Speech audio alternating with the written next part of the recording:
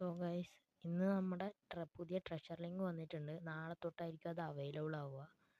പ്ലേസിനെ നോക്കുകയാണെങ്കിൽ ഇതിൽ വെറുത്ത് എന്ന് പറയാൻ വേണ്ടിയിട്ട് റിയൽ ഫെർഡിനാൻഡേ ഉള്ളൂ. ഞാൻ എന്തായാലും എല്ലാവരെയും സ്റ്റാറ്റ്സ് കാണിച്ചു തരാം. സോ ഇതാണ് ഫെർഡിനാൻഡിൻ്റെ സ്റ്റാറ്റ്സ്.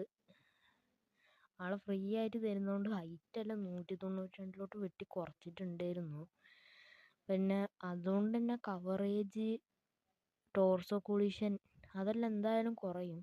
പക്ഷെ കുഴപ്പമില്ല, സ്റ്റിൽ വർത്താണ്. നെക്സ്റ്റ് എന്ന് പറയുന്നത് നമ്മുടെ കാർലോസ് പുയോളാണ്. കഴിഞ്ഞ പ്രാവശ്യം ആളെ ഇതേ ഒരു സെയിം രീതിയിലുള്ളൊരു കാർഡ് വന്നിരുന്നു, പക്ഷെ അത് ബിൽഡപ്പ് ആയിരുന്നു എന്ന് തോന്നുന്നു. എന്തായാലും അതിനേക്കാളും മോശം കാർഡാണ് ഇപ്പോൾ വന്നേക്കുന്നത്. കാരണം ഹൈറ്റും ഇല്ല, സ്പീഡും ഇല്ല, ഒന്നുമില്ല. അങ്ങനത്തെ ഒരു കാർഡ്. അടുത്തെന്ന് പറഞ്ഞാൽ ജാൻ കൊല്ലർ. ആളെ നിങ്ങൾ വിചാരിക്കുന്ന പോലെ മറ്റുള്ള CF-നെ പോലെ ഒന്നും യൂസ് ചെയ്യാൻ പറ്റൂല.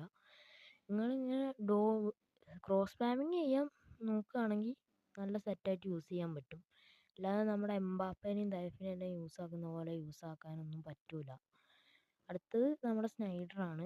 സ്നൈഡറിന് അത്യാവശ്യം കുഴപ്പമില്ല, വോൾ പ്ലെയർ ആണ്. ആൾക്കുള്ള പ്രശ്നം എന്ന് പറഞ്ഞാൽ സ്പീഡില്ല, ഫിനിഷിങ്ങും ഇല്ല. അത് നിങ്ങൾ കുറച്ചൊന്ന് കൂട്ടി കൊടുത്താൽ സെറ്റായിട്ട് പെർഫോം ചെയ്യും. അടുത്തതെന്ന് പറഞ്ഞാൽ സെറ്റായിട്ട്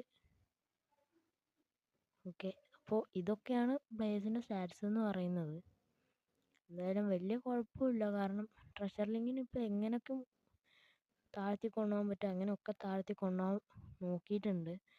എന്തായാലും നമുക്ക് കറക്കി നോക്കണം. ഇനി നാളെയും മറ്റന്നാളും എല്ലാം ആയിട്ടെല്ലാം തീർത്തിട്ട് എന്നിട്ട് എന്തൊക്കെ കിട്ടുമെന്ന് നോക്കണം.